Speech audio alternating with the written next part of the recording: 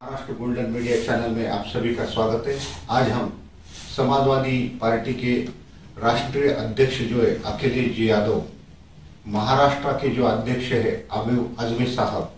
उनके नेतृत्व में उनकी जो कार्यकारिणी है, पदाधिकारी जो है वो महाराष्ट्र में हर शहर जिले में जा रहे हैं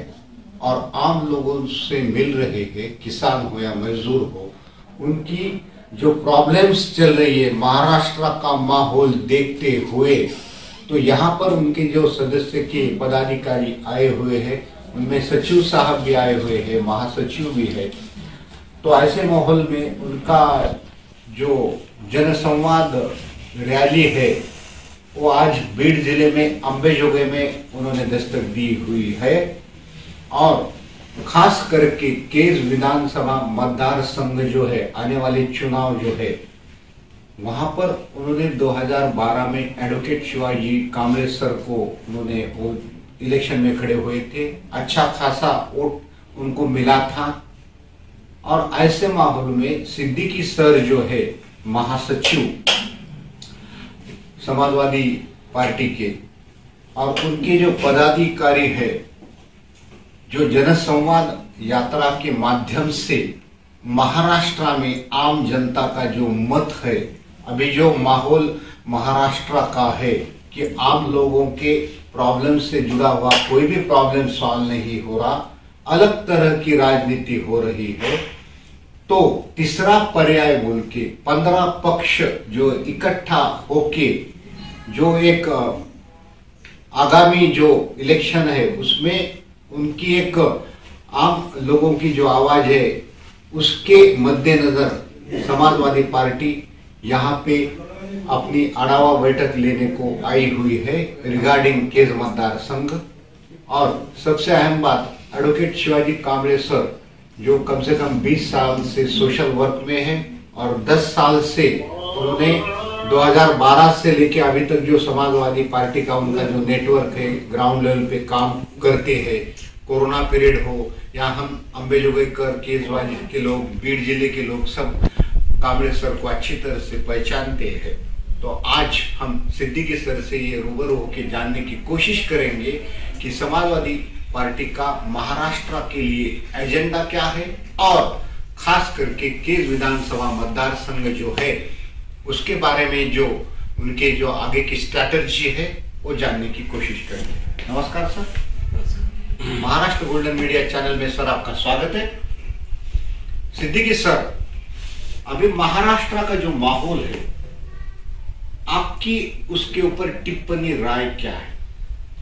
सबसे पहली बात तो ये करूंगा कि जो महाराष्ट्र का माहौल है वो पिछली बार आपने जैसे देखा कि भारतीय जनता पार्टी 105 सीट जीत कर आई थी, शिवसेना बाकी सीटें जीती। उसके बाद राष्ट्रवादी और कांग्रेस का जो गठबंधन था जिसमें समाजवादी पार्टी भी थी, महाविकास आघाड़ी, तो बाद में महाविकास आघाड़ी ने शिवसेना के साथ में अपनी सत्ता बनाई। आज महाराष्ट्र की जो जनता है, हम लोग जैसे घूम रहे हैं तो महाराष्ट्र की जनता में बेचैनी है वो, और इसमें कोई शक नहीं, इस बेचैनी का डर जो है आज सत्ताधारी जो पार्टी है, सीबीआई और ईडी की जो सरकार महाराष्ट्र में बनी है, जिसे हम लोग सीबीआई और ईडी की सरकार ही बोलते हैं, ये जनता की सरकार नहीं। तो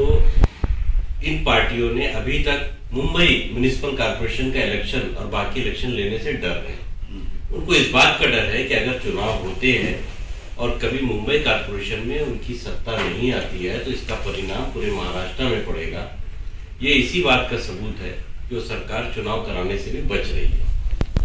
दूसरी बात, जब उस सरकार को लग रहा था, जैसा शिवसेना को तोड़कर, शिंदे गठ को तोड़कर उन्होंने अपने अंदर मिलाया और सत्ता बनाई, तब से उसके बाद से उनको लोगों का जो रिएक्शन समझ में आ रहा था कि जमीनी लेवल पर लोगों में नाराजगी बढ़ गई। इस वजह से उनको लग रहा था कि आगे चलकर,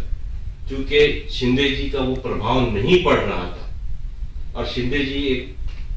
जिले के हद तक महदूद दिख रहे थे, और बाहर मराठवाड़ा हो, विदर्भ हो, पश्चिम महाराष्ट्र हो, कोकण वाला एरिया हो, वहां पर उनकी छवि का पूरा इस्तेमाल नहीं हुआ था या उनकी छवि उभर नहीं रही थी। लोग तो उसी डर से उन्होंने फिर एक और पार्टी को तोड़ने की कोशिश की, जिसमें वो कामयाब हुए और एनसीपी को तोड़ दिया उन्होंने, अजीत गढ़ को लेकर चले गए। इसका मतलब ये हुआ कि अगर वाकई भारतीय जनता पार्टी को लग रहा था कि हमारा माहौल अच्छा बन रहा है, तो ऐसी परिस्थिति में वो और कोई पार्टी को तोड़कर जनता को नाराज नहीं करती। इस वक्त उनके दिमाग में है कि तोड़कर कैसा भी अपनी राजनीति चलाओ, पावर में आओ। अब जनता के बारे में सोचने के लिए उनके पास कोई एजेंडा नहीं है। मैं आपके माध्यम से कहना चाहता हूं कि महाराष्ट्र के अंदर बेरोजगारी जो पहले थी, आज इस सरकार के आने के बाद उसका आंकड़ा और भी बढ़ गया है।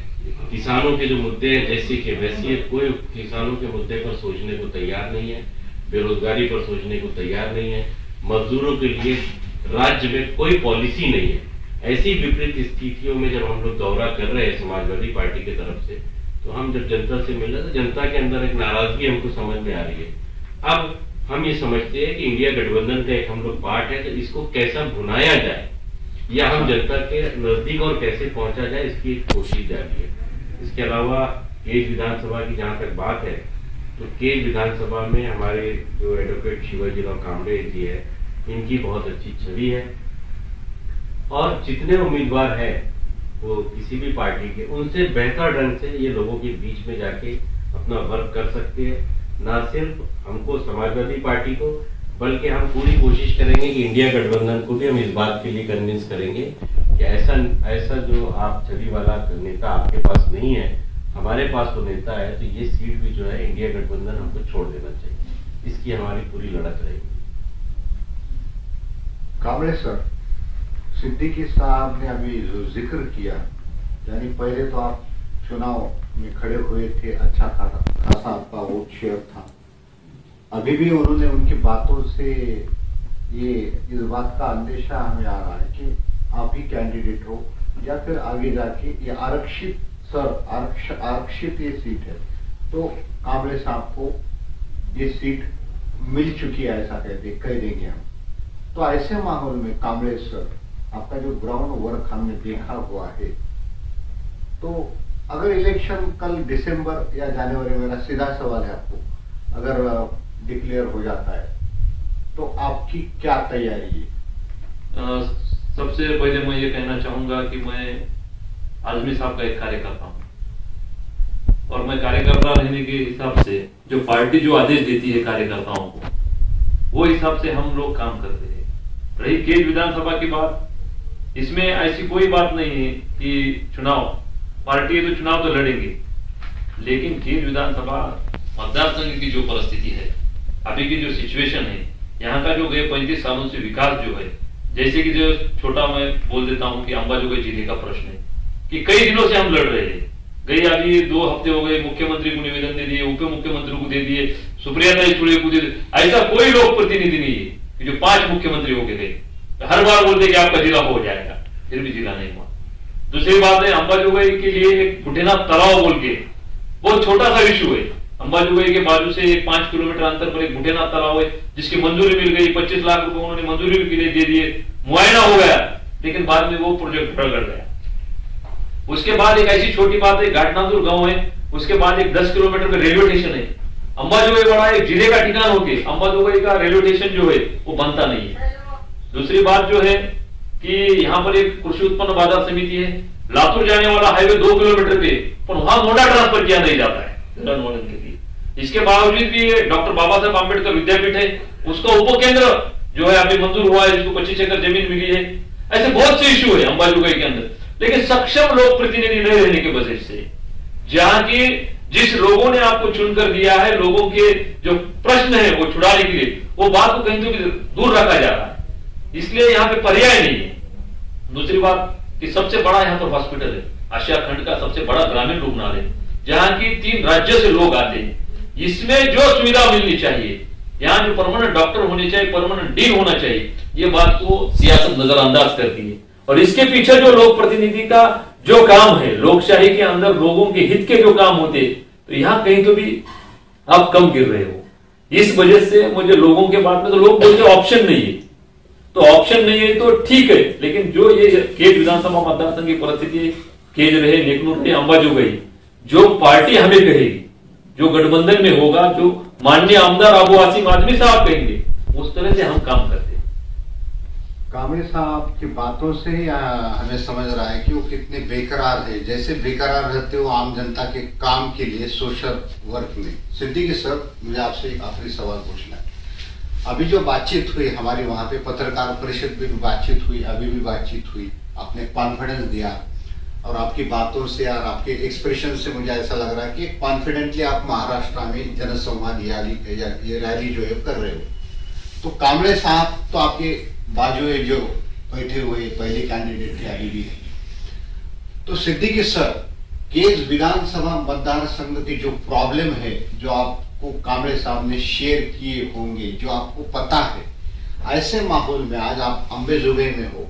तो अगर इलेक्शन अभी लगता है, जो भी है बातें आगे होंगी, तो ऐसे माहौल में आप जो आपके हाई कमांड है उन तक एक मैसेज जाने की हमारी चैनल की एक कोशिश है, तो आप क्या बदलाव करोगे? उनको क्या आपके पार्टी क्या स्टैंड लेगी उसके ऊपर? जो मतदार संघ में अभी कामरे साहब ने जिक्र किया, छोटी छोटी बातें, लेकिन उन्होंने भी सीएम तक हमने देखा हुआ है, सीएम को लेटर लिखना, फोन पे बात करना, एक तो ऐसा जो एक यंग, जिसे बोलते हैं यंग एडवोकेट है, who is willing for social work,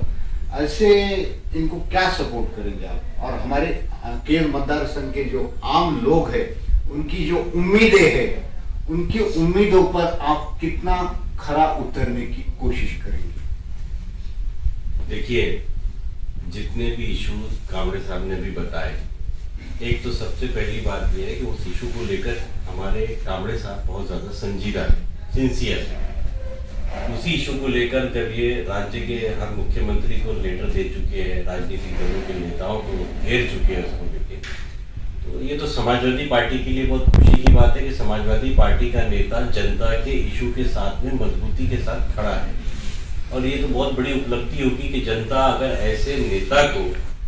अपना प्रतिनिधि चुनती है, तो ये विधानसभा के अंदर अपना प्रश्न कितने अच्छे ढंग से उठा सकते हैं, ताकि इस क्षेत्र में जो बदलाव की स्थिति हो सकती है, ये ऐसे नेताओं के चुनकर जाने के बाद भी हो सकती है। रहा सवाल है समाजवादी पार्टी के एश्योरेंस और आश्वासन का कि हम कितना खड़ा है, हम जनता के साथ हैं। जिस जनता के लिए ये लड़ रहे हैं, उस जनता के समर्थन में हम लोग खड़े हैं, समाजवादी पार्टी खड़ी है। तो जाहिर सी बात है कि समाजवादी पार्टी कामरे जी के उठाए हुए हर प्रश्न में बराबर से खड़ी है।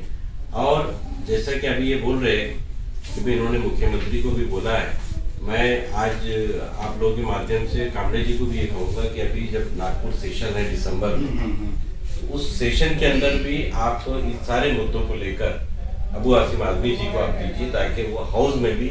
यहाँ के ज्वलंत जो प्रॉब्लम्स है उसको पुरजोर तरीके से उठाए, क्योंकि वो हमेशा इशू बहुत जबरदस्त उठाते हैं, ताकि हाउस में भी ये बात आनी चाहिए कि इस पर कई बार निवेदन दिया गया, मगर अंबेजोगाई की तरफ ध्यान नहीं दिया गया। मैं आपके चैनल के माध्यम से कामरे साहब से भी कहूँगा और ये एश्योरेंस दूंगा कि अगर ये ज्वलन समस्याओं को आप लिखकर अभी देते हैं, तो दिसंबर में होने वाले सेशन में अबू आसिम आजमी साहब जरूर उसको उठाएंगे, अभी से वो प्रश्न डाल देंगे। सिद्दीकी सर, आपकी पार्टी आपको हमारे चैनल की तरफ से बेस्ट ऑफ लक, शुभकामनाएं। थैंक यू, धन्यवाद।